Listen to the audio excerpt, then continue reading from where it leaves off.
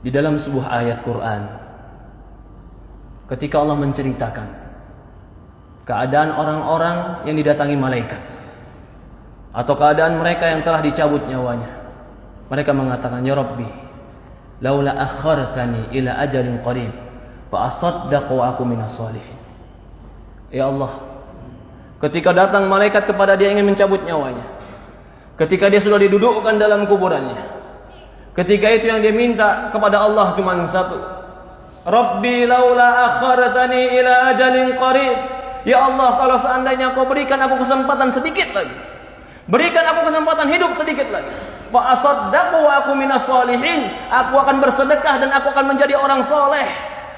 Dia minta kepada Allah bukan minta bertemu dengan istrinya, dia minta dengan Allah bukan minta dengan hartanya, tapi yang dia minta dengan Allah, ya Allah berikan aku kesempatan hidup sedikit saja, fa asaddaq, aku akan bersedekah, wa aku minas shalihin, dan aku akan menjadi orang soleh. Yang mereka minta, mereka akan menjadi orang soleh.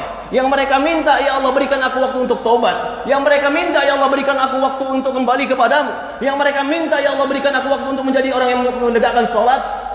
Apa jawaban Allah? Kalla, tidak akan pernah. Jika telah datang ajaluha, ajalnya, la yastaqdimuna sa'atan wa la yasta'khirun. Tidak akan pernah diakhirkan walaupun sesaat, dan tidak akan pernah dicepatkan walaupun sesaat. Inilah para ulama mengatakan, kesempatan hidup dalam ibadah itulah kesempatan yang terbaik. Ketika Allah berikan kita usia 30 tahun hidup, maka itu kesempatan yang terbaik. Ketika Allah berikan kita usia 40 tahun hidup, maka itu kesempatan yang sangat besar. Ketika Allah berikan kita kesempatan 50 tahun hidup, apakah tidak ada waktu kita untuk kembali kepada Allah Subhanahu wa taala? Ketika Allah berikan kepada kita kesempatan hidup, maka pergunakan kehidupan kita untuk kembali beramal soleh kepada Allah. Tidak ada yang kekal, tidak ada yang hebat. Sehebat apapun manusia akan dimakan oleh cacing. Tidak ada yang kekal di dunia ini kecuali kematian akan datang kepada kita. Kullu nafsin dha'iqatul maut. Semua jiwa pasti mati. Maka tidak ada yang pantas kita sombongkan, tidak ada yang pantas kita lupakan, kecuali kita membawakan perbekalan ketemu Allah Subhanahu wa taala. Fatazawwadu fa inna khaira zadi taqwa. Berbekallah, sebaik-baiknya bekal adalah ketakwaan.